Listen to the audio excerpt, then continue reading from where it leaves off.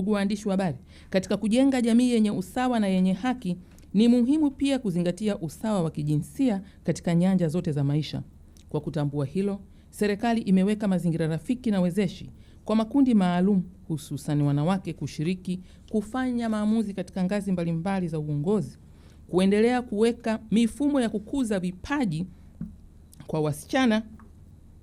na wanawake, na kutoa mafunzo endelevu ya uongozi na utawala bora. Na hapa niweke sawa, haimaanishi kwamba tunapokuza vipaji vya wasichana na wanawake kwamba tunawaweka pembeni watoto wa kiume. Ni kwa sababu tu ya takwimu zilionekana zinaelemea sana upande wa wasichana na wanawake kuwa nyuma kimaendeleo. Lakini hata hivyo, katika sera tulioifanya toleo la mwaka 2023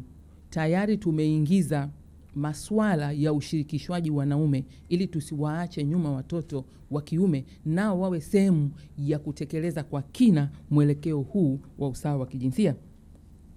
Ndugu waandishi wa habari, serikali imeendelea kutekeleza miradi, programu na kampeni mbalimbali katika jamii zinazohusu huduma za malezi, hifadhi ya jamii, unasihi, afya ya akili, msaada wa kisaikolojia na kijamii, elimu lishe, matunzo ya watoto, marekebisho ya tabia, utengamao, ulinzi wa watoto na wazee, huduma za uangalizi wa wafungwa na mahabusu, usuluhishi wa migogoro ya ndoa na familia, kuunganisha wahudumiwa katika familia na jamii, na kuwaunganisha wahitaji na watoa huduma mtambuka. Utoaji wa huduma ya ulinzi na matunzo kwa wazee na wasiojiweza imeendelea kutekelezwa kwa ufanisi mkubwa unaohusisha serikali na watoa huduma binafsi. Katika kipindi cha mwaka 2022 hadi mwaka 2025, wizara imetoa huduma za msingi za chakula, malazi, mavazi na matibabu, utoaji bima ya afya bila malipo, ambapo jumla ya wazee milioni 1,256,544 wamepatiwa vitambulisho vya matibabu bila malipo pamoja na bima za afya. Aidha, serikali inaendelea kutoa huduma za matunzo kwa wazee katika makazi ya wazee 13 yanayomilikiwa na serikali, ambayo ni makazi ya wazee Kibirizi ipo Kigoma, Njoro yapo Kilimanjaro, Kola Ndoto yapo Shinyanga, Bukumbi yapo Mwanza, Ipuli yako Tabora, Funga yapo Morogoro, Mwanzage, Misufini haya yapo Tanga, Nunge ni hapa Dar es Salaam, Nyabange yako mkoani Mara, Kilima yako mkoani Kagera, Suka Mahela ni makazi yaliyopo mkoani Singida, na Magugu makazi yako Manyara, na yote haya yana jumla ya wazee 245, wa kiume 147, wa kike 98. Aidha, wizara imeendelea kufanya ufuatiliaji wa huduma kwa wazee 279 walio katika makazi ya wazee 16 yanayomilikiwa na taasisi binafsi, ambapo huko wanaume ni 118 na wanawake ni 161.